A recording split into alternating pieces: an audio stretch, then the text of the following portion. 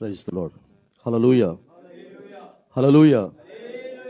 దేవుని యొక్క అతి పరిశుద్ధమైనటువంటి శక్తి కలిగినటువంటి నామమునకు హృదయపూర్వకమైన స్తుతులు స్తోత్రాలు చెల్లిస్తూ నూతనమైనటువంటి సంవత్సరములో మనలందరినీ కూడా మన దేవాది దేవుడు సృష్టికర్త మన తండ్రి సజీవులకు లెక్కించి ప్రవేశింపచేసి ఈ మొదటి నెల 3వ పరిశుద్ధ పునరుత్థాన దినమున మీతో కలిసి దేవుని యొక్క ఆలయములో కూడుకునే భాగ్యాన్ని నాకు కూడా మీతో పాటు దేవుడు కలుగచేసినందుకు మొట్టమొదటిగా దేవునికి హృదయపూర్వకమైన స్తుతులు స్తోత్రాలు చెల్లిస్తూ ప్రేమతో ఆహ్వానించినటువంటి అయ్యగారికి, అమ్మగారికి, సంఘానికి అంతటికి కూడా నా యొక్క వందనాలు తెలియజేస్తున్నాను.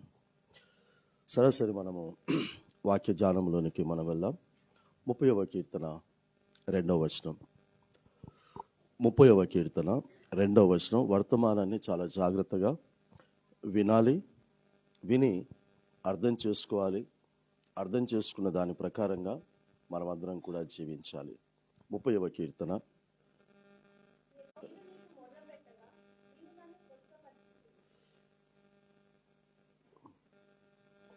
ఇక్కడ కీర్తనకారుడు ఏమని సెలవిస్తూ ఉన్నాడంటే దేవునితో మాట్లాడుతూ ఉన్నాడు. ప్రార్థన అంటే దేవునితో మాట్లాడటమే.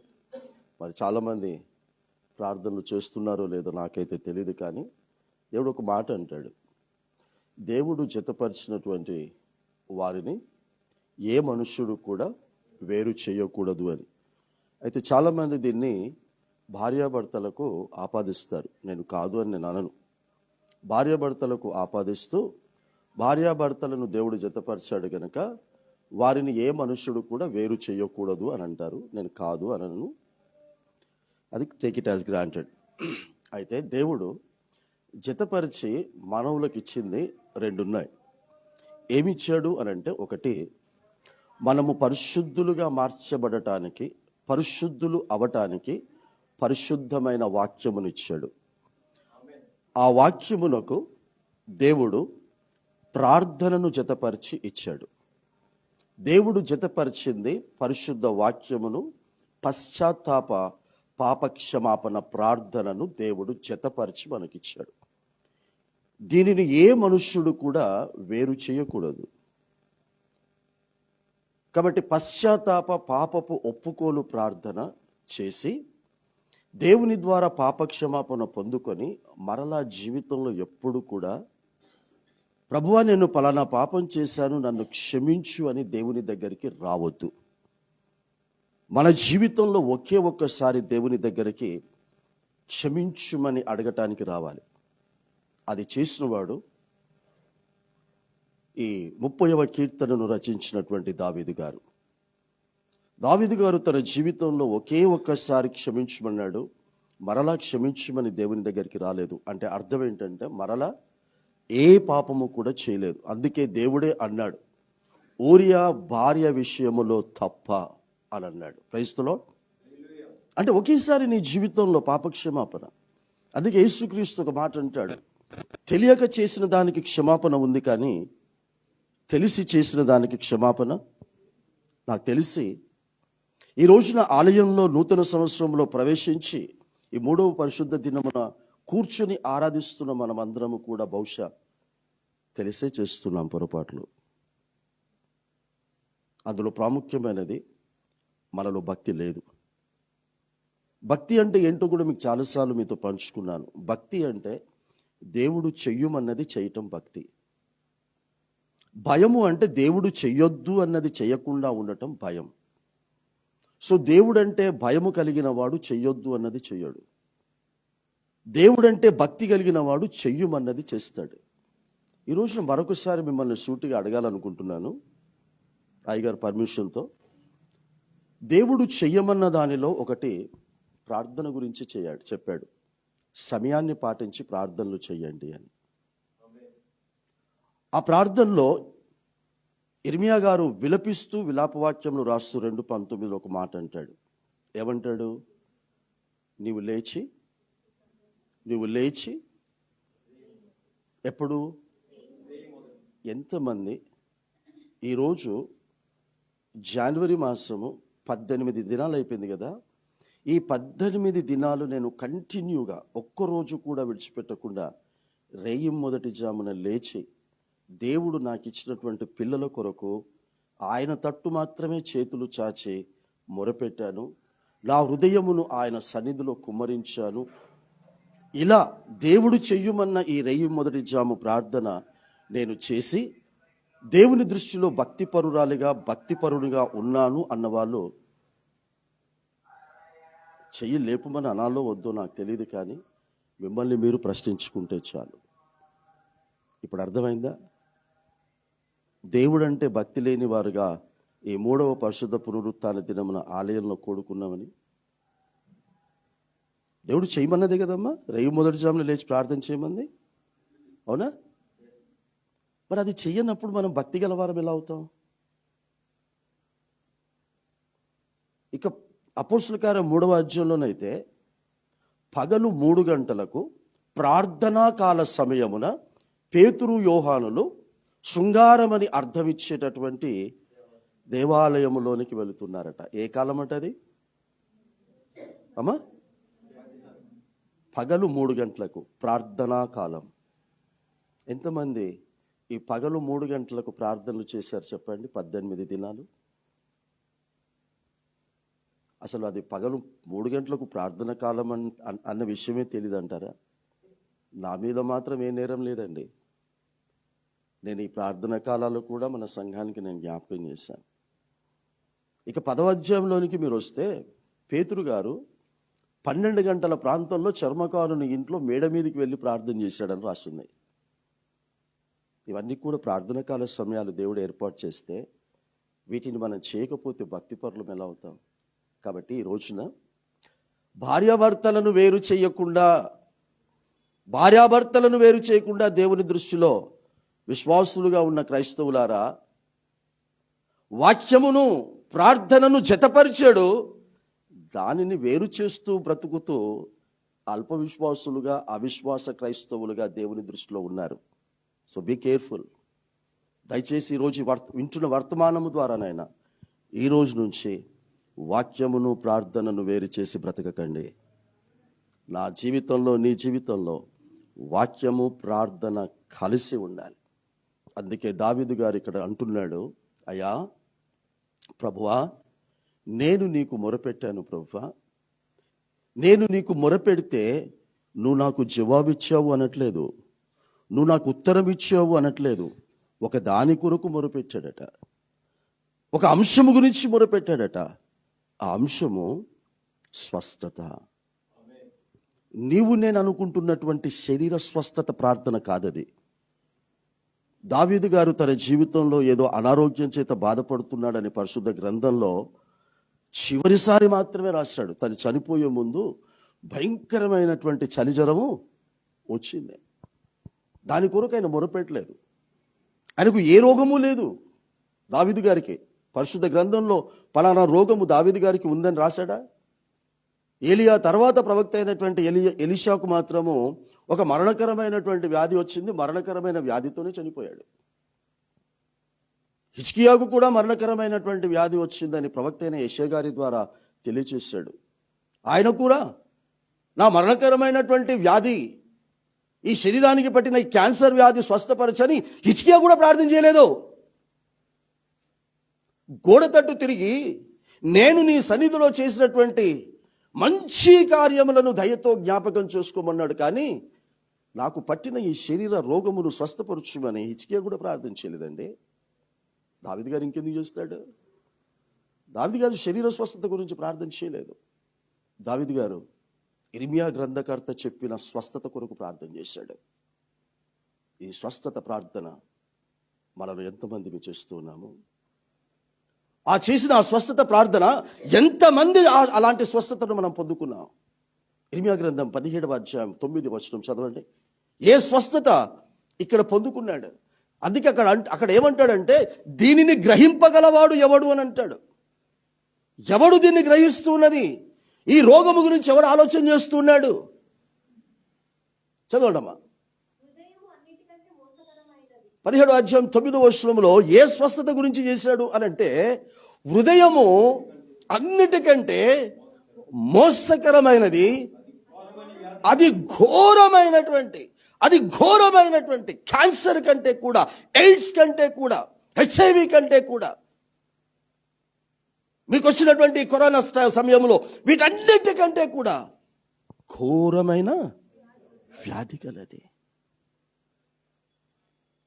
ఈ ఘోరమైనటువంటి ఈ వ్యాధి ఎక్కడుందట? నీ హృదయములో నుంచి వచ్చేటటువంటి తలంపులలో ఉందట. నీ హృదయంలో నుంచి వచ్చేటటువంటి ఆలోచనలో ఉందట. అందుకే 6వ అధ్యాయం 5వ వచనంలో ఏమని సెలవిస్తాడు తండ్రి అయినటువంటి యెహోవా దేవుడు? అంటే దేవుడు తాను చేసినటువంటి నరులందరినీ కూడా చూసినప్పుడు వారి యొక్క హృదయపు యొక్క తలంపులలోని ఊహ అంతయు ఎల్లప్పుడు ఆరాధన చేసేటప్పుడు, ఆదివారం చర్చికొచ్చి చర్చిలో కూర్చున్నప్పుడు కూడా ఎల్లప్పుడూ కేవలము ఘోరమైనటువంటి వ్యాధితో దాని తర్వాత వెంటనే అంటాడు, దీనిని గ్రహింపగలవాడు ఎవడు? క్రైస్తవులు ఎవరు గ్రహిస్తూ ఉన్నారు? నిన్ను మోసం చేస్తుంది నీ ఎదుట ఉన్న వ్యక్తి కాదు. నిన్ను మోసం చేస్తుంది నీ ఎదుట ఉన్నటువంటి సోకాళ్ళు సేవకులు కాదు. నిన్ను మోసం చేస్తుంది నీ హృదయమే. క్రైస్తవులు ఆ హృదయమును ఏం చేయాలి అంటున్నాడంటే, ఆ హృదయమును వాక్యంతో బంధించేసేయండి. Praise the lord. వాక్యం చేత బంధించండి. అందుకే యేసుక్రీస్తు ప్రభువారు అంటారు, ఎక్కడ ఇద్దరు నా నామమున ఏకీభవించి ప్రార్థిస్తారో వారు, నేను ఇద్దరు ముగ్గురు అనలేదు, ఇద్దరు ముగ్గురు అన్నప్పుడు వారి మధ్యలో ఉంటానన్నాడు. ఇద్దరు నా నామమున ఏకీభవించి ప్రార్థన చేస్తున్నప్పుడు భూమి మీద దేన్ని బంధిస్తారో పరలోకములో దాన్ని బంధిస్తారు. భూమి మీద దేనికి మీరు విడుదలనిస్తారో పరలోకములో విడుదలనిస్తానన్నాడు. భూమి మీద బంధించమంటున్నాడు. నిన్ను నన్ను బంధించండి అంటున్నాడు. నీ హృదయములో వచ్చే తప్పుడు ఆలోచనలను, తప్పుడు తలంపులను బంధించండి. Praise the Lord. ఇది బంధించకనే ప్రపంచానికి పాపమును పరిచయం చేశాడు మొదటి మానవులు. కడపటి మానవుడైనటువంటి యేసుక్రీస్తు వచ్చి ఎలా బంధించాలో బంధించి నేర్పించి వెళ్ళాడు. Praise the lord. కడపటి ఆదాము బంధించడం ఎలాగో ప్రవర్తించి నేర్పించాడు. మొదటి ఆదాము ఎలా బంధించాలో తెలిసినప్పటికీ కూడా బంధించలేకపోయాడు. కాబట్టి ఈ రోజున నీ హృదయపు యొక్క తలంపులలోని ఊహ అంతయు ఎల్లప్పుడూ కేవలము చెడ్డది అయి ఉండి అది నిన్ను మోసం చేస్తుంది. అది ఘోరమైనటువంటి వ్యాధి. ఈ రోజున ఇక్కడ ఉన్న మనమందరము కూడా ఈ వ్యాధితోనే ఉన్నాము. ఈ వ్యాధితోనే ఉన్నాం. ఒకవేళ లేదండి నేను ఈ వ్యాధితో లేను అంటే, యోహాన్ గారు రాసిన మొదటి పత్రిక 1వ అధ్యాయం 8-9 వచనాలు నీకే వర్తిస్తాయి. మనలో పాపము లేదని చెప్పుకొని నీడల మనలను మనమే మోసపుచ్చుకొందుము, మరియు మనలో సత్యం ఉండదు. అంటే యేసు ఉండడు, వాక్యం ఉండదు మనలో. ఏంటి ఈ ఘోరమైనటువంటి వ్యాధి నాకు లేదు అని నువ్వు అనుకుంటే? దావీదు గ్రహించాడు. దావీదుకి ఎలా తెలిసింది చెప్పండి? దావీదుకి ఎలా తెలిసింది? ఇంట్లో ఇలా ఒక శనివారం దినమున ఆరాధన చేసుకుంటున్నాడు ఇంట్లోనే. ఎందుకంటే ఆయన సమయంలో ఆలయాన్ని కడదాం అనుకుంటున్నాడు, కానీ ఆలయాన్ని కట్టలేదు కదా. సో ఆలయానికి వెళ్ళేటటువంటి అవకాశం లేదు కనుక ఇంట్లోనే కూర్చొని శనివారం ఆరాధన చేసుకుంటున్నాడు. పాటలు పాడుతున్నాడు, వాయిద్యాలు వాయించుకుంటున్నాడు. తానే వాయిద్యాలు వాయించుకుంటూ పాటలు పాడుతూ ఆరాధన చేస్తూ ఉంటుంటే నాతాను అనే ప్రవక్త దగ్గర పోయాడు. పాటలు పాడుతున్నాడు, ఆరాధన చేస్తున్నాడు, వాయిద్యాలు వాయిస్తున్నాడు. కానీ వాడి పాటలు నేను స్వీకరించడం లేదు, వాడి ఆరాధన నేను అంగీకరించడం లేదని వెళ్ళి చెప్పు అన్నాడు ప్రవక్తకి, నాతానుకు. ప్రవక్త అడిగాడు, ఇంతకాలం అతని ఆరాధన ఆలకించావు, అతని స్తుతిని ఆలకించే కదా అతన్ని సౌలు తర్వాత రాజుని చేసావు, ఇప్పుడెందుకు ఆలకించడం లేదని ప్రవక్త అడిగాడు. అడిగితే నేను చెప్తాను నీకు, ఎవ్వడికి తెలియదు వాడు ఏం చేశాడో. నేను నీకు చెప్తున్నాను, నేను చూశాను కాబట్టి నేను చెప్తున్నాను. వాడు పక్కింటోని భార్యను ఆశపడ్డాడు. పక్కింటోని భార్యను ఆశపడటమే కాకుండా శరీరముతో ఆ ఆశను తీర్చుకున్నాడు. నేను రాజును ఏమైనా చేసినా చెల్లుతుంది అనుకొని వాడు ఉన్నాడు. కాబట్టి వాడు పాపము చేసి పాపిగా నన్ను ఆరాధిస్తున్నాడు. ఆజ్ఞల్లో వాడికి అన్నీ తెలుసు. దావీదు గాడికి దేవుడు అన్నాడు కాబట్టి నేను ఇలా అంటున్నా. దావీదుకి ఆజ్ఞలు అన్నీ తెలుసు. నీ పొరుగు వాని దేనిని కూడా, ఇది వాడికి తెలుసు. పొరుగు వాని భార్యను ఆశించొద్దు అని చెప్పాను. అంతేకాదు వాడు నరహత్య చేసిన హంతకుడు. ఊరియా యుద్ధములో ఏ స్థలములో ఉంటే చంపబడతాడో తెలిసి ఆ స్థలములో ఉంచి ఊరియాకు చావులకు కారకుడయ్యాడు. ఆజ్ఞ అతిక్రమించి నన్ను ఆరాధిస్తున్న ఆరాధన నేను స్వీకరించడం లేదని చెప్పన్నాడు. ఇదే మనమైతే ఆదివారం పరిశుద్ధ పునరుత్థాన దినం అంటున్నాం. ఆయన శనివారపు దినమున, దేవుడు పెట్టిన విశ్రాంతి దినమున అలా ఆరాధన చేస్తూ స్తుతిస్తూ దావీదు ఉంటే అలా చెప్పాడు, పంపించాడు. ధైర్యంగా వచ్చి దేవుడు ఏది చెప్పాడో అదే అతనికి అర్థమయ్యే రీతిలో ఓ చిన్న కథ రూపంలో చెప్పాడు. అర్థమైపోయింది అతనికి. అర్థమైపోయి వెంటనే నాతాను అలాగే ఉన్నాడు. అతని ఎదుటనే మోకరించేశాడు. అప్పటిదాకా నోరు తెరిచి స్తుతించి ఆరాధిస్తున్నటువంటి వాడు, అయ్యా, నా హృదయములో పుట్టిన తప్పుడు తలంపు ఆలోచనలను ఈ శరీరముతో క్రియల్లో చేసేసి నీ దృష్టిలో నేను పాపిగా మిగిలిపోయాను. అవకాశం ఉంటే నన్ను క్షమించుమని అడిగాడు. Praise the lord. నన్ను క్షమించు ప్రభువా, నేను తెలిసే చేశాను, తెలియక చేయలేదు. తెలిసి నేను పాపం చేశాను. ఇది నన్ను మోసం చేసింది. నేను మోసపోయాను. హవ్వ మోసపోయానుగా నేను మోసపోయాను. మోసపరచబడటానికి కారణం నేనే, నా హృదయమే, నా తప్పుడు ఆలోచనే. దయచేసి ఈ ఘోరమైనటువంటి వ్యాధిని నేను గ్రహించగలిగాను. ఈ రోగమును నేను గ్రహించాను. ఈ రోగమును స్వస్థపరచుమని దేవుణ్ణి అడిగితే దేవుడు వెంటనే అన్నాడు, స్వస్థపరుస్తాను, మరలా నువ్వు పాపము చెయ్యనంటే, మరలా నీ హృదయముతో ఏది ఆశించను అని నువ్వు నాకు మాటిస్తే నేను నిన్ను స్వస్థపరుస్తాను అన్నాడు. నేను క్షమిస్తాను అని అన్నాడు. అక్కడ వారిద్దరూ ఒక ఒడంబడిక చేసుకున్నారు. ఒక ఒప్పందం చేసుకున్నారు. నేను నిన్ను క్షమిస్తాను, నువ్వు మరలా పాపం చేయొద్దు, మరలా ఆజ్ఞ అతిక్రమించొద్దు. ఈ ఒడంబడిక, ఈ ఒప్పందం నువ్వు నాతో చేసుకుంటావా అన్నప్పుడు దేవుడు ఇలా చెయ్యి చాస్తే దావీదు ఇలా చెయ్యి చాచేశాడు. Praise the lord. ఇలా చెయ్యి చాచి ఒకరు చేతులు పెట్టుకొని ఒప్పందం చేసుకున్నారు. ఆనాడు 17వ అధ్యాయం ఆదికాండంలో రహస్యమైనటువంటి, తీయకండి అవసరం లేదు, చర్మమును తొలగించుకోమన్నాడు. దానికి సున్నతి అని పేరు పెట్టాడు. ఇక్కడ దావీదు చేసుకుంటున్నటువంటి సున్నతి బాల్యములోనే 8వ దినమున అది అయిపోయింది.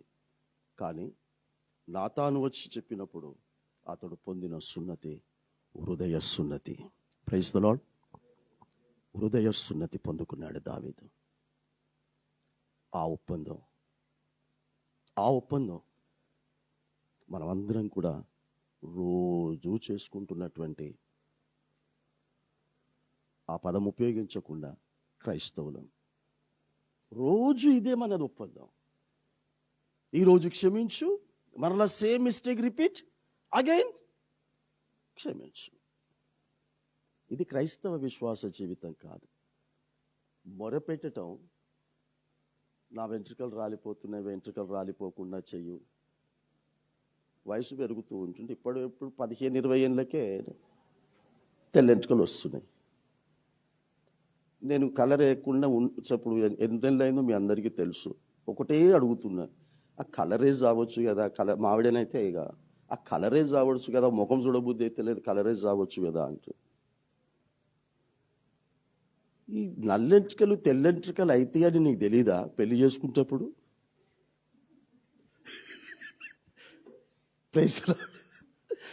ఇట్లాగే అన్నారు మీరు, నమ్మిలా నమ్మకపోయినా. ఈ నల్లెంట్రుకలు తెల్లెంట్రుకలు అవుతాయి అని తెలీదా నువ్వు తాళి కట్టించుకునేటప్పుడు? తెలుసు, కానీ నువ్వు ఎప్పుడు రంగేసుకుంటావు అనుకున్నా. పెళ్ళప్పుడు కూడా రంగేసుకోలేవు. ఆమెకు తెలియదు ఆ సంగతి. హల్లెలూయా. అయితే నేను కళ వేయటం మానేశాను. దానికి వేరే కారణాలు ఉన్నాయి, నానా రకాలమైన కారణాలు ఉన్నాయి. పరిశుద్ధ లేఖనం ప్రకారంగా ఈ శరీరములో మార్పులు వస్తూ ఉంటుంటే ఆ మార్పులు ఎదుటి వ్యక్తికి కనబడకుండా ఎన్నో జాగ్రత్తలు తీసుకుంటున్నావు కదా. మళ్ళీ దేవుని దృష్టిలో ఏం జాగ్రత్తలు తీసుకుంటున్నావు? ఆత్మ సంబంధమైన విషయాలలో. క్రైస్తవులో ఆత్మ సర్వనాశనం అయిపోతుంటే కూడా ఎవ్వడికి దిగులు లేదండి. ఆత్మ కృషించిపోతా ఉంది. నీ హృదయమునకు రోగం, అమ్మ శరీరానికి రోగం పడితే ఏమవుతుందమ్మా? పోద్దా? ఏమవుతారు? ఓ 2 రోజులు జలుబు వస్తేనే రైట్ టైంకి తగ్గావు. ఓ 2 రోజులు జలుబు వస్తేనే 3వ దినమున నీరసంగా కనబడుతుంది మన మొహం. అలాంటిది ఘోరమైనటువంటి వ్యాధి హృదయానికి పడితే అది ఎంత నీరసంగా ఉంది, ఎంత కుళ్ళిపోతుంది నీ హృదయం. ఆలోచన చేసావా ఎప్పుడైనా? ఆ కృంగి కృషించిపోతున్న ఆ హృదయమునకు పట్టిన రోగం గురించి ఎప్పుడైనా ప్రార్థన చేసావా? రాలిపోయే ఎంట్రుకల గురించి ప్రార్థన చేస్తావు. Praise the lord. కాదండి, చచ్చిపోయే వారి గురించి ఎందుకండి ప్రార్థన? అతన్ని బ్రతికించాలో చంపాలో దేవుని ఇష్టం. బ్రతికించడానికి మనమెవరం? అపోస్తలుల కార్యం 9వ అధ్యాయం మీరు చదువుకోండి. అక్కడ పేతురు గారు లుద్ద అనేటటువంటి ప్రాంతానికి వస్తాడు.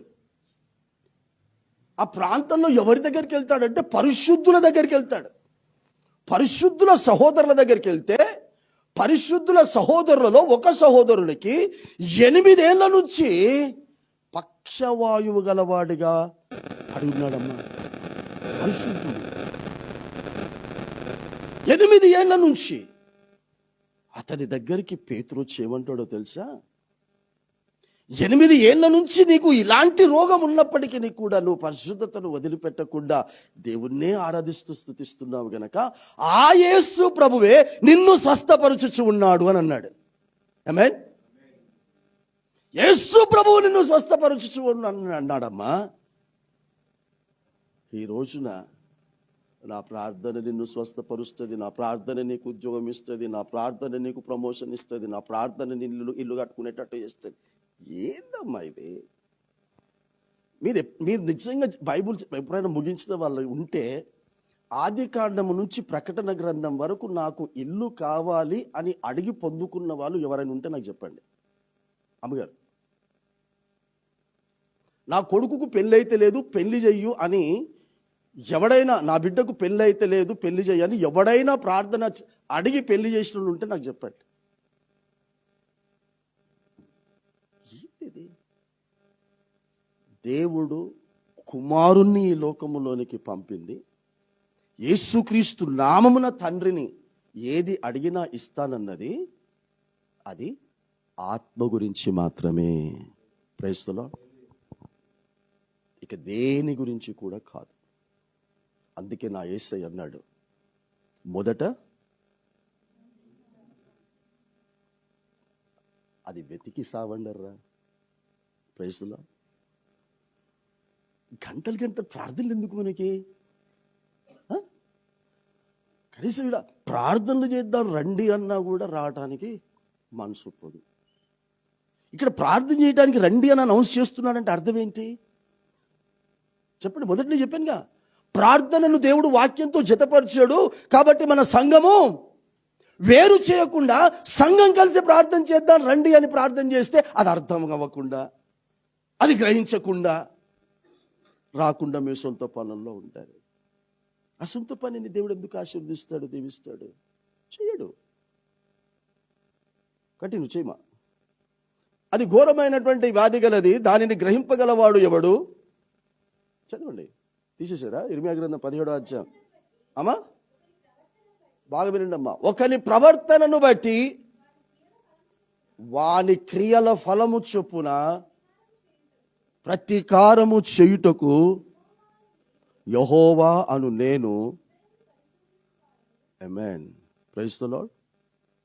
కావాలా అమ్మా? నన్ను చూడండి, తలలు పైకి ఎత్తండి. దేవుడు నీతో ప్రతీకారం తీసుకోవటం కావాలా నీకు?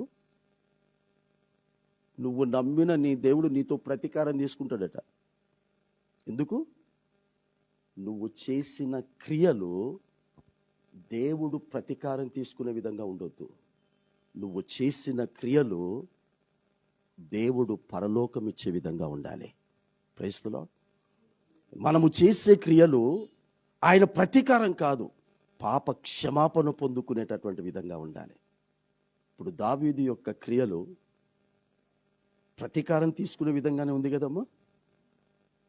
కానీ ఆ ప్రతీకారము దేవుడు మానుకునేటట్టుగా చేశాడా, చేయలేదా? మనం చేద్దామా లేదా? నీ హృదయంలో చెయ్యను అని నువ్వు తీర్మానం తీసుకుంటే nobody can help you. Leave this Christianity, leave this Bible, leave everything what you have kept in your life. ఒకవేళ ఈరోజు ఈ వర్తమానం నీకు అర్థమైనా కూడా అర్థవంతమైనటువంటి జీవితం జీవించకపోతే అన్నటువంటి ఆ మతపు ముసుగును తొలగించేసుకో. Tear the Bible and live as you wish. ఇష్ట ప్రకారంగా జీవించేసాయి. పరిశుద్ధ గ్రంథాన్ని నీ చేతిలో పట్టుకుంటే మాత్రం పరిశుద్ధ గ్రంథ ప్రకారంగానే బ్రతకండి. తెలిసి చేసిన పాపము దేవుడు క్షమించాడు దావీదు. నేను మీతో ప్రతీకారము తీసుకోకుండా జాగ్రత్త పడండి. ఆదాము వాళ్ళతో ప్రతీకారం తీసుకున్నాడా, తీసుకోలేదా? చెప్పండి అమ్మా. అమ్మా తీసుకున్నాడా? అట్లా ముఖం పెట్టి తీసుకున్నాడా, తీసుకోలేదా? తీసుకున్నాడు అన్నదానికి నిదర్శనము నీతిమంతుల పట్టిక అంటాము, విశ్వాసుల పట్టిక అంటాం కదా. హెబ్రేయులకు రాసిన పత్రిక 11వ అధ్యాయంలో అందులో వాళ్ళ పేర్లుందా? ఆదాము వాళ్ళ పేర్లున్నాయా? కయ్యూను పేరుందా? నీతిమంతుల విశ్వాసుల పట్టికలో వాళ్ళ పేర్లు లేవంటే దేవుడు ప్రతీకారం తీసుకున్నట్ట? నీ పేరు గొర్రెపిల్ల గ్రంథంలో ఉండాలి అనంటే ఈ రోజున పాపక్షమాపణ ఇంటికి వెళ్ళి, లేదా ఇక్కడే పాపక్షమాపణ మనస్ఫూర్తిగా దేవుణ్ణి అడిగి ఆ శరీర రక్తంలో చెయ్యి వేయండి. This is the last warning. ఎవ్వరు కూడా ఆ శరీర రక్తంలో దావీదు పాపక్షమాపణ పొందుకున్న విధముగా పొందుకోకుండా ఆ శరీర రక్తంలో పాలు పొందుకునే అర్హత లేదు మీకు. Be careful. అది శరీర రక్తమే, ఇది శరీర రక్తమే. అది కనబడే శరీర రక్తం, ఇది వినిపించే శరీర రక్తం. పాత నిబంధన రొట్టె అయితే క్రొత్త నిబంధన యేసుక్రీస్తు యొక్క రక్తం. అది పాత నిబంధన. ఆదికాండము నుంచి ప్రకటన గ్రంథం పాత నిబంధన. మత్తయి సువార్త నుంచి ప్రకటన గ్రంథం క్రొత్త నిబంధన. పాత నిబంధన రొట్టె అయితే క్రొత్త నిబంధన యేసు రక్తం. అది తీసుకునే ముందు దేవుడు నీకు ఇది ఇస్తున్నాడు. ఇది తీసుకుంటే అది తీసుకో, ఇది తీసుకోకపోతే అది తీసుకోకు. అది తీసుకొని రోగిష్టిగా చావకు. అది తీసుకొని హృదయ నెమ్మది లేకుండా చావకు. అది తీసుకొని సమాధానం లేకుండా బ్రతకకండి. అది తీసుకుంటే నా యేసయ్య అన్నాడు, నా శాంతిని మీకు ఇచ్చుచూ ఉన్నానన్నాడు. Praise the Lord. ఇది ఎప్పుడన్నాడు తెలుసమ్మా? నా శాంతిని మీకు ఇచ్చుచున్నానని ఎప్పుడన్నాడు బేట? యోహాను సువార్త 14వ అధ్యాయంలో రొట్టె విరుచుట కార్యక్రమం అయిపోయిన తర్వాత 17వ అధ్యాయంలో అంటున్నాడు. 14వ అధ్యాయం 23వ వచనంలో అంటాడు, నా శాంతిని మీకు ఇచ్చి వెళ్ళుచు ఉన్నాను, లోకం ఇచ్చినట్టు కాదు, నా శాంతిని మీకు ఇచ్చుచు ఉన్నాను.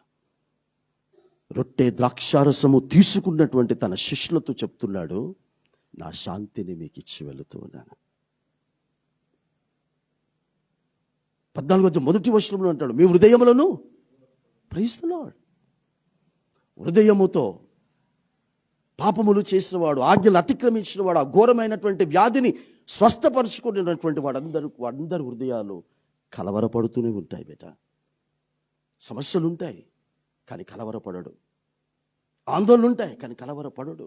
ఆర్థిక ఇబ్బందులు ఉంటాయి, కలవరపడడు.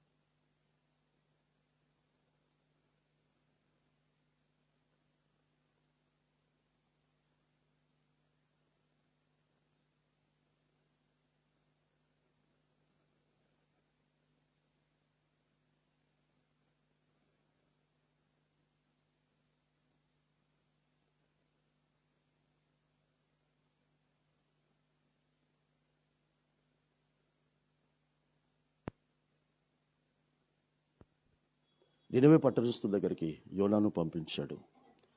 అతపూర్లో ఉన్నటువంటి గెత్సెమనే ప్రార్థనా మందిరానికి నన్ను పంపించాడు. నాతానును పంపించిన దేవుడే వచ్చాడు. అననీయాను పంపించిన ప్రభువే వచ్చాడు. యోనాను పంపించిన సృష్టికర్తనే వచ్చాడు.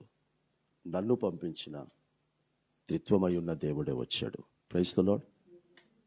ఈ వర్తమానం మీతో పాటు నాకు కూడా వర్తిస్తుంది. నేను మాట్లాడుతున్నంత మాత్రాన నేను కాదు మాట్లాడుతుంది, నాతో నీతో మనందరితో మాట్లాడుతూ ఉన్నాడు. ఈ రోజున మన హృదయమునకు స్వస్థత పొందుకునే ప్రార్థన చేద్దాం. Praise the lord. అది చేసి మనం ఇక్కడి నుంచి వెళ్ళాలి. చివరిలో ఒక విషయం నేను మీకు జ్ఞాపకం చేస్తాను, జరిగినటువంటి సంఘటనల నుంచి.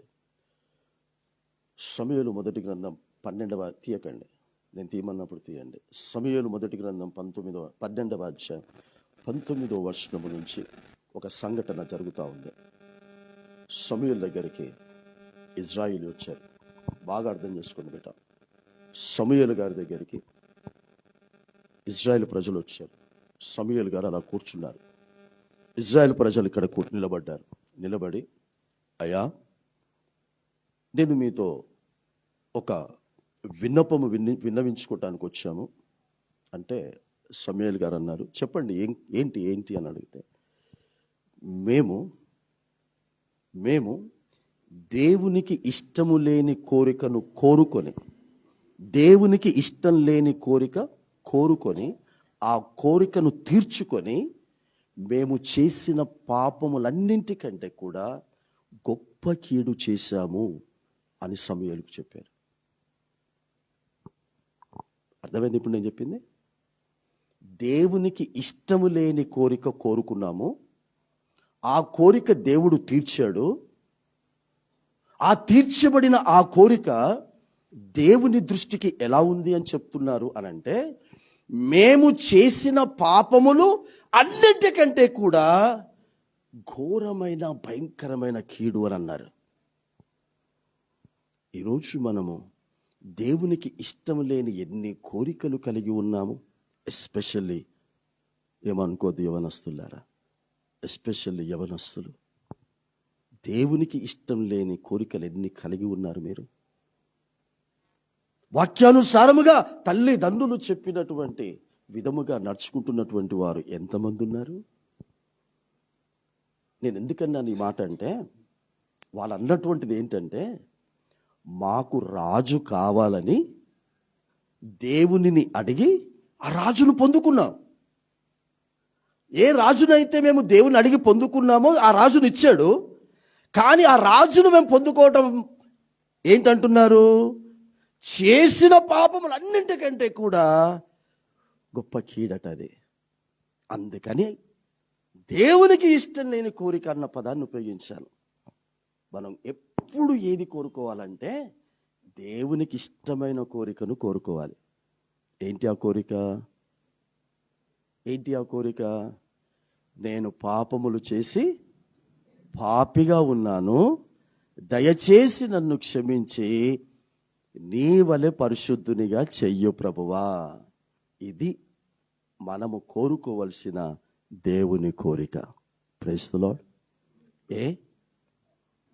గుడిసెలో ఉన్నప్పుడు బ్రతకలేదా?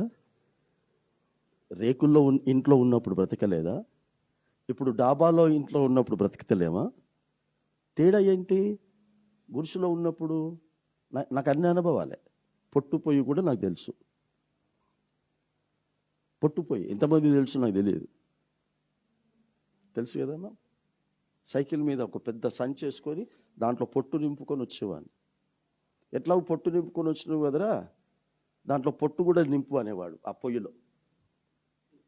సరే అని మంచిగా గట్టిగా ఒత్తాలి, మరి దాన్ని గట్టిగా ఒత్తి దానికి ఇటొక రంధ్రం ఉంటుంది, పైన ఒక రంధ్రం ఉంటుంది. నాయన మరి చేసేసిన అంటే, తెచ్చినోనివి ఒత్తినోనివి నువ్వే వెలిగించు అనేవాడు. దేవునికి స్తోత్రం. ఆ పొట్టుపోయి అనుభవం నుంచి ఈ రోజున, ఒకే పొట్టుపోయి నుంచి ఈ రోజున 4 బర్నర్లు కలిగినటువంటిది మాడ్యులర్ కిచెన్ దాని మీద ఉంది. పొయ్యి మారింది, బియ్యం మారలే. Praise the lord. పొయ్యి మారింది, ఆకలి అదే ఆకలి. ఆ రోజు నూకలన్నం, ఈరోజు దేనికి పనికిరాని సన్నన్నం.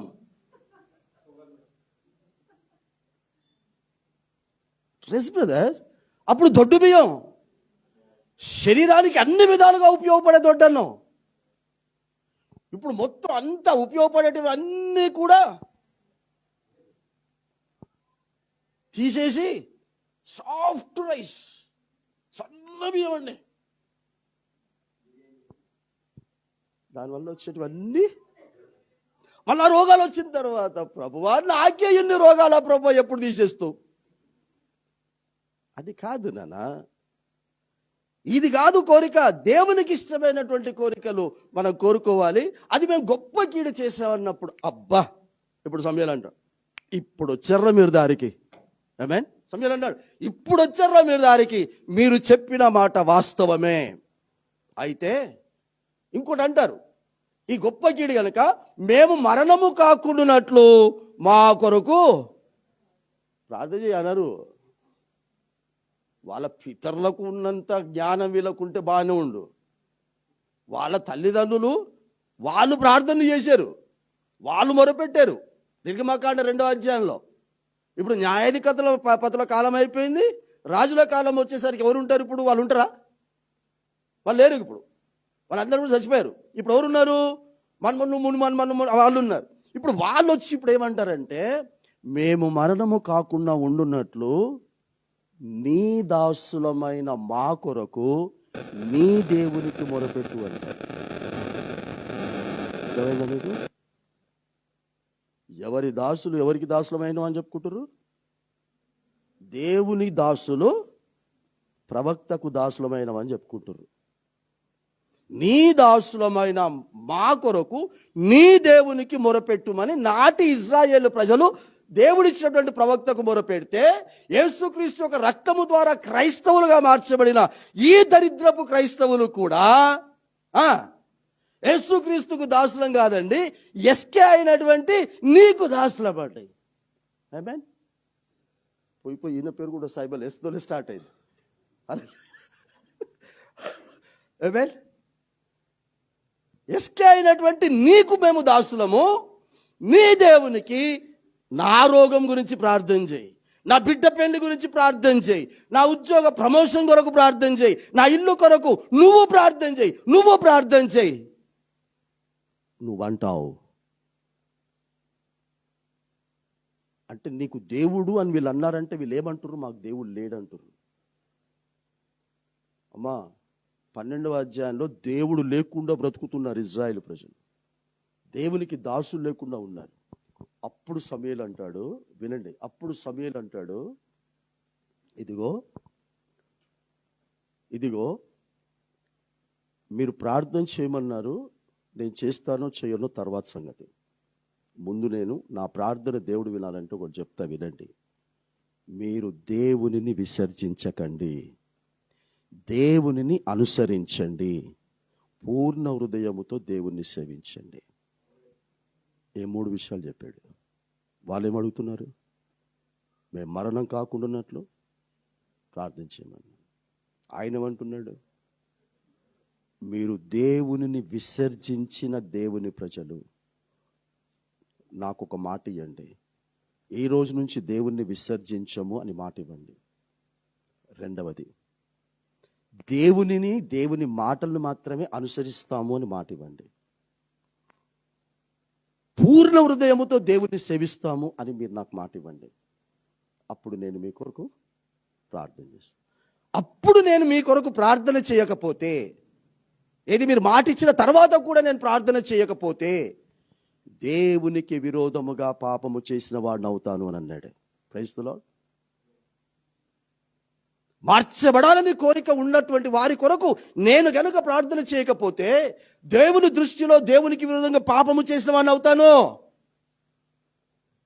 అంతేగాని ఇల్లు కావాలని ప్రార్థన చేయమని ఎవరైనా వచ్చారు అనుకోండి, వాళ్ళకి ఇళ్ళ కొరకు నేను ప్రార్థన చేయలేదు అనుకోండి, దేవుని దృష్టిలో నేను పాపిని కాదు. Praise the lord.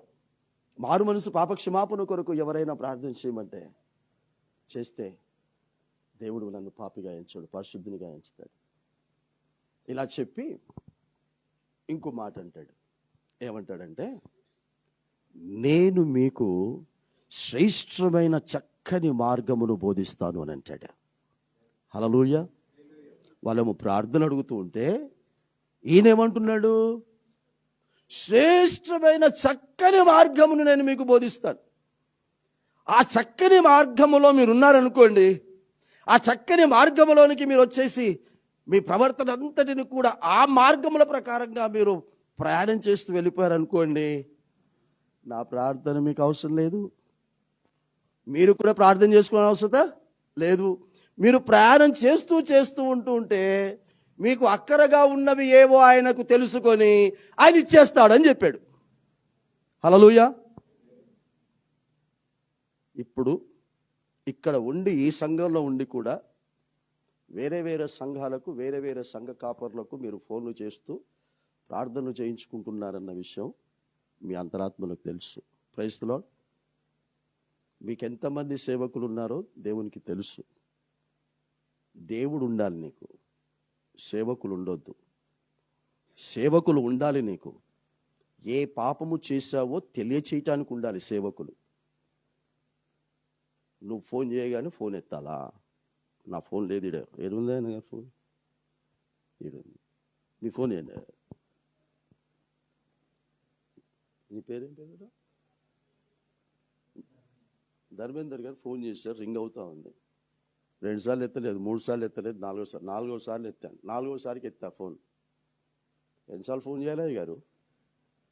అక్కడ నుండి ఎన్నిసార్లు ఫోన్ చేయాలి గారు? ఇక ఆయన ఫోన్ కొరకే నేను ఎదురు చూస్తున్నట్టు. ఎన్నిసార్లు ఫోన్ చేయాలి? నేను వాక్యం బిజీలో ఉన్నా, నేను అందుకే నేను ఫోన్. ఇంట్లో పరిస్థితులు బాగాలేవు, జర ఒకసారి ఫోన్ చేయి. తర్వాత ఫోన్ చేస్తా, పెట్టేయండి. నువ్వు ఇప్పుడు ప్రార్థన చేస్తావా చేయవా? నేను ఇప్పుడు చేయను కానీ తర్వాత చేస్తాను. నువ్వు ఇప్పుడు పెట్టు, నేను వాక్యం చెప్తున్నాను, నువ్వు పెట్టేసి ఇప్పుడు. సరే నువ్వు చేయకపోతే ప్రార్థన చేసిన వాళ్ళు వేరే మంది ఎంతమంది లేరు నాకు? పెట్టి ఈ మాట అని పెట్టేసాడు. ఈయన ఇంత పూర్తన్నా చేశాడు, ముఖం మీద అన్నాడు. ఇంకొందరు ఉంటారు, అసలు ఫోన్ చేస్తే ఫోన్ అవుతాడండి మా సేవకుడు. Praise the lord. నీ ఇంటికి వస్తే నీ సేవకుని నువ్వు ఆదరించావు. నీ ఇంటికి వచ్చి నీ సేవకుడు నీ ఇంటికి వచ్చి నిన్ను బ్రతిమిలాడుకొని, అమ్మా నా తప్పు లేకున్నా తప్పు అయిపోయిందమ్మా, నా మీద అలిగితే అలిగావు కానీ దేవుని మీద అలగకమ్మా అని నీ ఇంటికి వస్తే ఆ సేవకునికి సరే అన్నావు, మళ్ళీ ఆలయంలో కనబడ్డారా? ఆ సేవకునికి ఏమైనా ప్రాధాన్యత ఇచ్చారా? సముద్రం ఏమన్నాడో తెలుసా? 15వ అధ్యాయానికి వచ్చేసరికి ఇక్కడ 12లో ఈ మాట, నేను శ్రేష్టమైన మార్గం నీకు బోధిస్తాను అని చెప్పి ఆయన చేసిన గొప్ప సంగతులను మీరు జ్ఞాపకం చేసుకోండి. ఆయన అంటే మీకు భయం ఉండాలి, ఆయన అంటే మీకు భక్తి ఉండాలి. ఇవన్నీ చెప్పిన తర్వాత 15వ అధ్యాయంలో ఏమంటాడో తెలుసమ్మా? నువ్వు గనక సౌలు కొరకు ప్రార్థన చేస్తే నేను నీ జీవితంలో నుంచి వెళ్ళిపోతానన్నాడు. అన్నాడా లేదమ్మా? సౌలు కొరకు ప్రార్థన చెయ్యొద్దు అని సమూయేలుకు కండిషన్ పెట్టాడు. ధర్మేందర్ కొరకు ప్రార్థన చెయ్యొద్దు అని కండిషన్ పెట్టిన తర్వాత ధర్మేందరు ముక్కు నాలకేసుకొని గిక్కున్నా సరే ప్రార్థన చేయమంటే ప్రార్థన చేయను. Praise the Lord. నాకు ధర్మేందర్ కాదు కావాల్సింది, ధర్మేందర్ను నాకు ఇచ్చిన దేవుడు కావాలి. Praise the Lord. మేమిద్దరము దేవునికి కావాలి.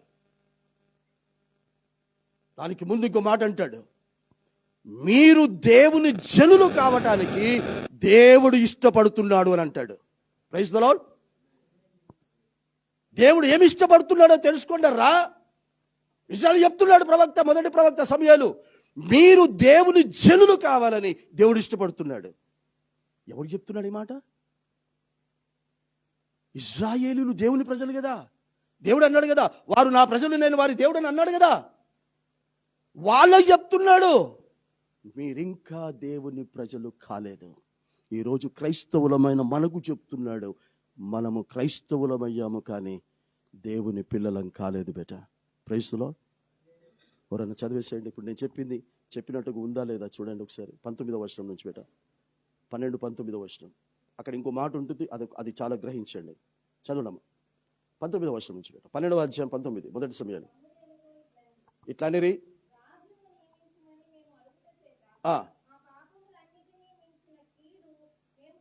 ఇప్పుడు నేను చెప్పింది కరెక్టా కాదా బేట? నానా దానికి ఏం కలిపానా కరెక్టే ఉన్నది దాన్ని చెప్పానా? కలిపింది కాదుగా. చదువు నాన్న. అదే ఉందమ్మా, నీ దాసులమైన మా కొరకు నీ దేవుడైన యెహోవాను ప్రార్థించుము. ఇట్లా అన్నాడు.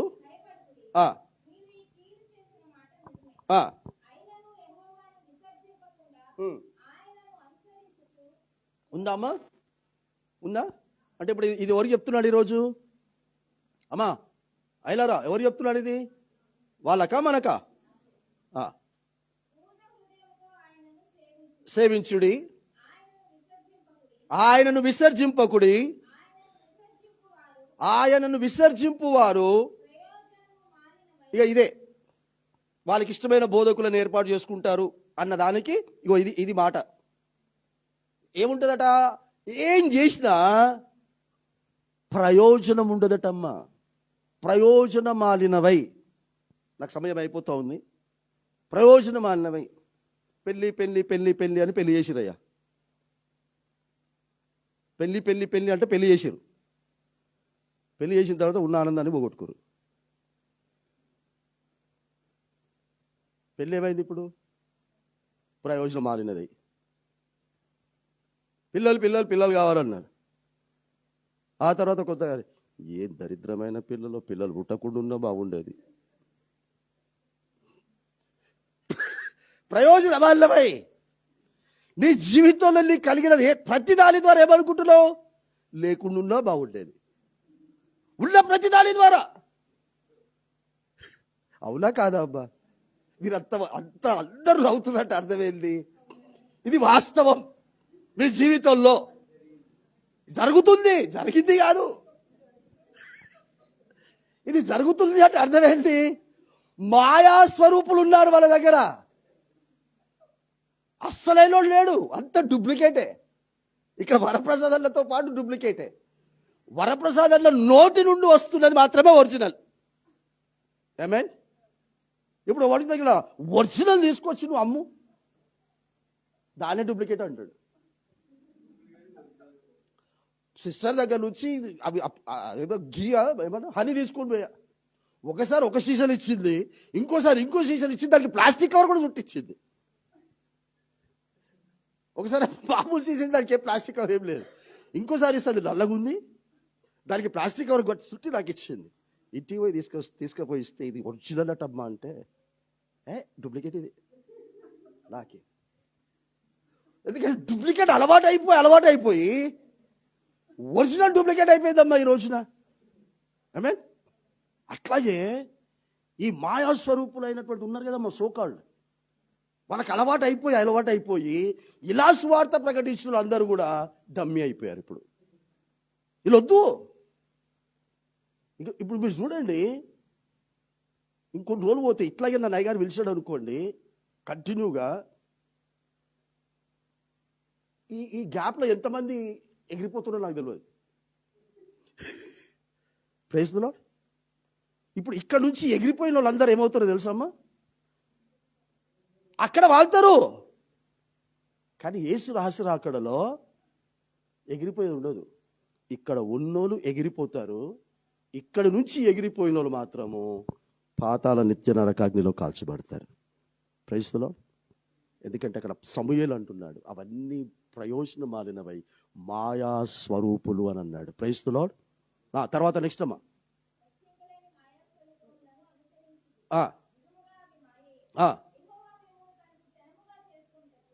నేను చెప్పాను మనకు కల్పించి, యెహోవా తన జనముగా చేసుకొనుటకు ఇష్టము కలిగి ఉన్నాడు.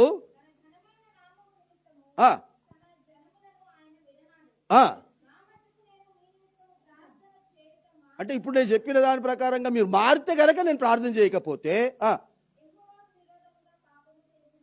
అవుతాను, అది నాకు దూరం అవును కాక. కానీ శ్రేష్టమైన చక్కని మార్గమును మీకు బోధిస్తాను. హల్లెలూయా. ప్రవక్త ఏమంటున్నాడు? ప్రార్థన చేస్తా. దేవుడు జతపరిచాడు, కానీ ముందేం కావాలా? Praise the lord. హల్లెలూయా. భార్య కావాలంటే ఇప్పుడు ఎవరు రావాలా? ఈవిడ గారు భార్య అని చెప్పాలంటే ఎవరు ఉండాలి పక్కన? ఇప్పుడు భార్య ఉందమ్మా, ఆమె భార్య అని చెప్పాలంటే ఎవరు ఉండాలా? భర్త లేడు. నేను భార్యను అనుకుంటా పోతా ఉందట. నేను భార్యను అనుకుంటూ పోతుందట. అనుకుంటూ పోతుంటే ఇది పిచ్చిదా? భార్యలు అనుకుంటూ పోతుంది. అప్పుడు కూడా ఆపాడట. ఆపి భార్యలు అంటున్నావు అబ్బా, ఎవరికి భార్యవు అని అన్నాడట. ఎవరికి భార్య అంటే అదే అర్థమవుతలేదు, భార్యలు అనుకుంటూ పోతున్నారు కానీ నేను ఎవరికి భార్యలో నాకు అర్థమవుతలేదు అన్నదట. ఈ రోజున క్రైస్తవులు అనుకుంటూ పోతున్నారు కానీ ఎవరికి క్రైస్తవులో అర్థమవుతలేదు. ఆమేన్. క్రైస్తవులు అంటే క్రీస్తులుగా ఉండాలంటే క్రీస్తును ధరించుకున్నటువంటి క్రీస్తునికి భర్త అలా ఉండాలి.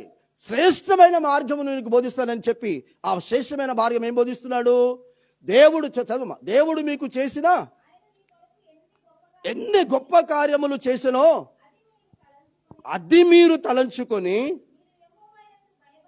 కండిషన్స్ యెహోవా యందు భయము కలిగి ఉండండి. ప్రారంభములో చెప్పింది ముగింపులోకి వచ్చి చెప్తున్నాను.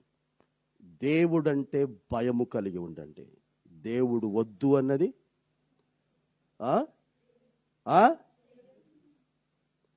ఆలోచనలోనే చంపేయండి. Praise the lord. భయము భక్తి అంటే చెయ్యమన్నది ఈ 18 రోజులు రేయి మొదటి జాము. Praise the lord. ఈ చేసేటటువంటివి భక్తి. మూడవది నిష్కపటులై, కపటంగా నటించకండి అమ్మా. కపట ప్రేమలు అవసరం లేదు, కపట క్రైస్తవత్వం అవసరం లేదు మనకి. నిష్కపటులై పూర్ణ హృదయముతో ఆయనను సేవించుట ఇదే ముఖ్యము. ఇదే, ఇక మిగతా ఏం లేదన్నాడు. చదువు. ఇక నేను చెప్పిన దాని ప్రకారంగా మీరు ప్రవర్తించకుంటే అది కీడు. అదే కదా ఇప్పుడు చెప్పింది అక్కడ. కోరుకోనటువంటిది కోరుకొని నెరవేర్పులోనికి తెచ్చుకున్నాం, అది కీడు అన్నాడు కదా. ఇప్పుడు ఇంకోటి చెప్తున్నాడు, ఈ విధంగా ప్రవర్తించమన్నాను, ఇలా మీరు ప్రవర్తించకపోతే ఇది కీడు గనక తప్పకుండా మీరును మీ రాజును. ఆడ ఉంది కాబట్టి నేను పలకాల వద్దా అమ్మా? ఉంది కదా ఆడ బైబిల్లో. ఆడ ఉంటే నాశనము అగుదురు.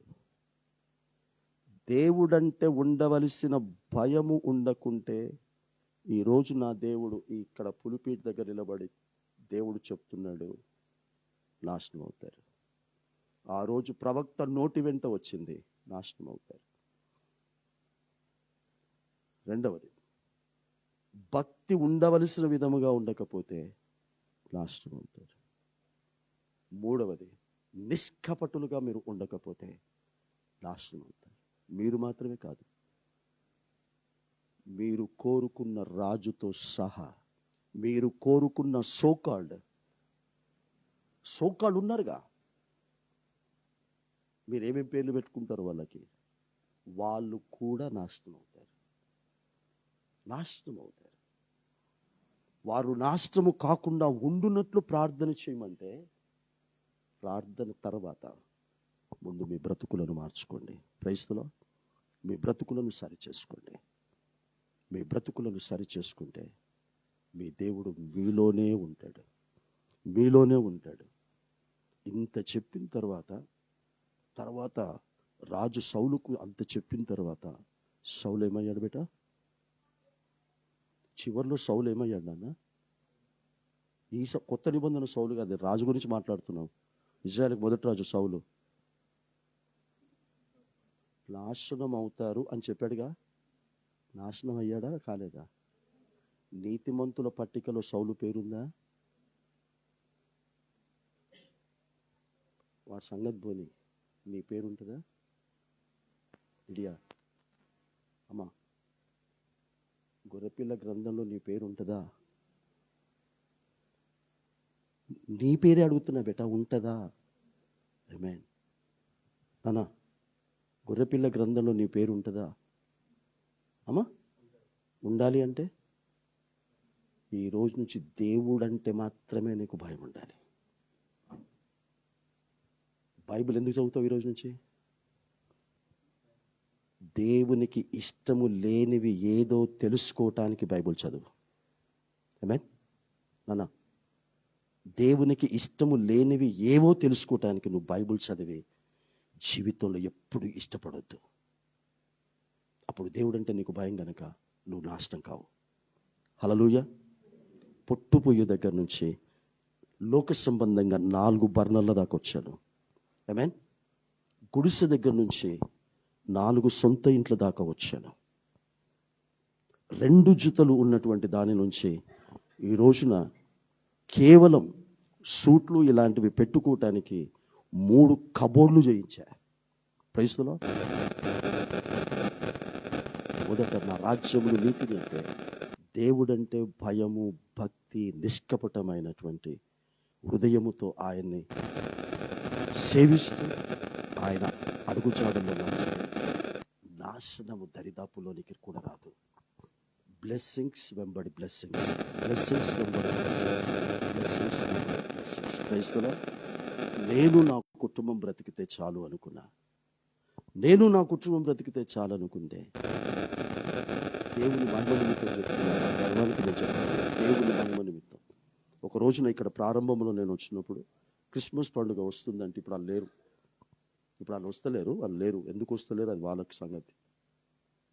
అయ్యగారిని అమ్మగారిని అడిగారట, మేము ఇట్లా కానుక ఇవ్వాలనుకుంటున్నాము, ఇవ్వచ్చా అంటే, అయ్యగారు కానుకలు ఎందుకు ఆపుతారు అంటే ఒక చెక్ ఇచ్చింది. క్రిస్మస్ టైంలో ఒక చెక్ ఇచ్చారు. ఈ కానుకగా తీసుకొని మీరు పండుగ చేసుకోండి అని. వాళ్ళు ఇక్కడ లేరు కానీ ఆ కానుక ఇచ్చింది. మీరు నమ్మినా నమ్మకపోయినా కావాలంటే మళ్ళీ నేను నెక్స్ట్ వచ్చినప్పుడు చూపిస్తాను. ఆ చెక్ ఇంతవరకు నేను ఎన్కాష్ చేయలేదు. Praise the lord. ఆ చెక్ అలాగే ఉంది. నా దేవుడు చెప్పాడు, ఈరోజు చెక్ మీకు ఇస్తే కానీ తన జీవితంలో ఇవ్వదు. Praise the lord. తన జీవితంలో ఇచ్చిన రోజున ఆ చెక్ ఎన్కాష్ చేసుకోవాలి.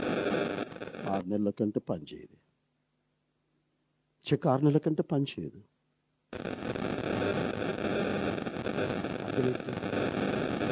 దేవుడు కానుకలను తీసుకోవటానికి ఇష్టపడతలేడు, నిన్నే కానుకగా తీసుకోవటానికి ఇష్టపడతా ఉన్నాడు.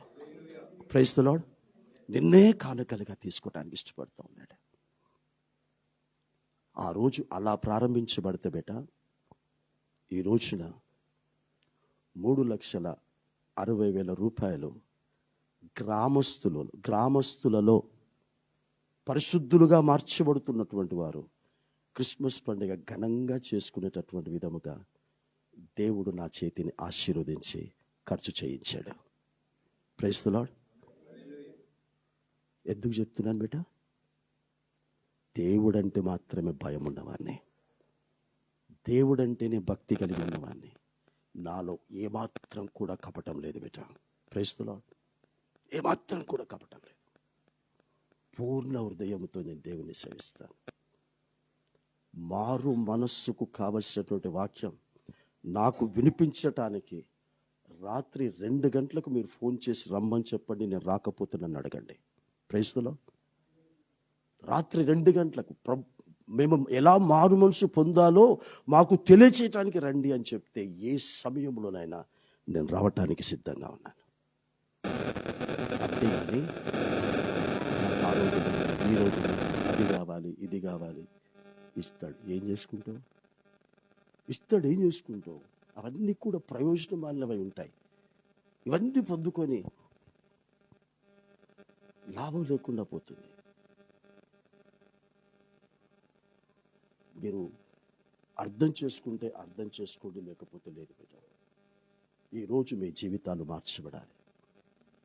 సొలొమోను గారి ద్వారా ఆలయం కట్టుకున్న తర్వాత సొలొమోను ప్రార్థన చేస్తాడు, అయ్యా ఈ మందిరమునకు ఎవరెవరైతే వస్తారో, ఈ మాట వినటానికి ముందు అర్థం చేసుకోండి. సొలొమోను ప్రార్థన చేస్తున్నాడు, చర్చి కట్టేశాడు, ఇక్కడ నిలబడ్డాడు, నిలబడి ప్రార్థన చేస్తున్నాడు, ప్రభువా ఈ చర్చికి ఎవరెవరైతే వస్తారో, ఈ చర్చిలో ఎవరెవరైతే ప్రార్థన చేస్తారో, మొరపెడతారో, ఆకాశమందున్నటువంటి నీవు ఆలకించాలి, ఆలకించి ప్రార్థన చేస్తున్న వారందరినీ కూడా క్షమించాలి అంటాడు. Praise the lord. ఆ రోజు సొలొమోను ఆ మందిరం గురించి అన్నాడు, ఈరోజు ఈ వరప్రసాద్ అన్న పరిశుద్ధాత్మలో ఈ మందిరం గురించి అంటున్నాడు. Praise the lord. ఇక్కడికి ఎవ్వరెవ్వరు వచ్చి ప్రార్థన చేస్తారు.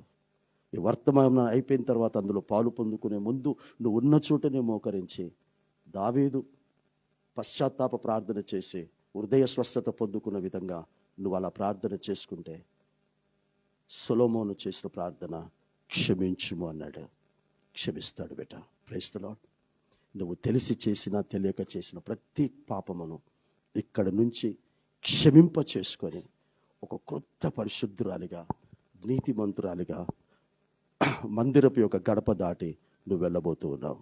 Praise the lord. అలా నేను పరిశుద్ధురాలిగా నీతిమంతురాలిగా దాటాలి, అలా వెళ్ళాలి అనుకుంటున్నటువంటి వారు మాత్రమే లేచి నిలబడితే నేను వారి కొరకు ప్రార్థన చేస్తాను. వారు మాత్రమే లేచి నిలబడి, మిగతా వాళ్ళు కూర్చోండి. ఈ వర్తమానం నాతోనే మాట్లాడాడు. నేను పరిశుద్ధురాల్ని కావాలనుకుంటున్నాను, నీతిమంతురాల్ని కావాలనుకుంటున్నాను. నా కుటుంబం నాశనం కావద్దని నేను కోరుకుంటున్నాను. నా కుటుంబం నాశనం కావద్దు, నా కుటుంబం దీవించబడాలి. సంకోచించకండి. అవకాశం పోతే మళ్ళీ రాదు. చిన్న ప్రార్థన మీ హృదయంలో చేసుకోబెట్ట. చిన్న ప్రార్థన. దావీదును క్షమించిన దేవా నన్ను క్షమించు. దావీదుకు స్వస్థతనిచ్చిన దేవా నాకు స్వస్థతనివ్వు. కృత నిబంధనలో సౌలును క్షమించి పౌలుగా మార్చిన దేవా నన్ను మార్చు, నన్ను క్షమించు. నినవే పట్టణస్థులను క్షమించిన దేవా నన్ను క్షమించు. నువ్వు అవకాశం ఇచ్చే నువ్వు ప్రతీకారం తీసుకుంటావు. ఈ అవకాశం నాకు ఇచ్చావు. నువ్వు ప్రతీకారము తీసుకునేటటువంటి విధముగా ఈ అవకాశాన్ని నేను దుర్వినియోగం చేసుకోను. సౌలుకు అవకాశం ఇచ్చాడు, దుర్వినియోగం చేసుకున్నాడు. యెహోవా ప్రతీకారం తీసుకున్నాడు, నాశనం అయిపోయాడు. నీ దేవుడు నీకు ప్రతీకారము చేసే దేవుడుగా ఉండకూడదు, ఉపకారము చేసే దేవుడిగా ఉండాలి. పరిశుద్ధమైన దేవా, ఈ సమయంలో నీ ప్రియబిడ్డలు ఉన్న చోటనే నిలబడి ఈ మందిరములోనికి వచ్చి ప్రార్థన చేసుకుంటున్నటువంటి వారందరినీ కూడా వారి ప్రార్థనలు ఆలకించి క్షమించుమని సొలొమోను అన్నాడు. వీరిని ఇక్కడి నుంచి నువ్వు క్షమించి పంపిస్తూ ఉన్నందుకు, వీరి జీవితాలను అద్భుతంగా నువ్వు మార్చబోతూ ఉన్నందుకు, వీరు వెళ్ళిన ప్రతి చోట కూడా నిన్ను చూసే అనుభవంలో ప్రతి ఒక్కరుందురు కాకనైనా నీకు స్తోత్రం. నీ చేత ఆశీర్వదింపబడుతున్నటువంటి వారసులుగా వీరిని ప్రపంచానికి పరిచయం చేయబోతున్నందుకు మీకు స్తోత్రాలు చెల్లిస్తూ, అట్టి క్షమాపణ, అట్టి స్వస్థత బిడ్డలు నీ ద్వారా పొందుకున్నందుకు మీకు స్తోత్రాలు చెల్లిస్తూ, ఆ దిశగా ఈ శరీర రక్తములో పాలు పొందుకునే యోగ్యతను కూడా దయచేస్తున్నందుకు స్తోత్రాలు చెల్లిస్తూ, యేసుక్రీస్తు నామమున తండ్రిని వేడుకొంచున్నాము స్వామి. ఆమేన్. ఆమేన్. కూర్చుందమ్మా. దేవుడు మిమ్మల్ని మీ కుటుంబాలను దీవించి ఆశ్రయించును గాక. ఆమేన్. ఎందుకో నన్నింతగా నీవు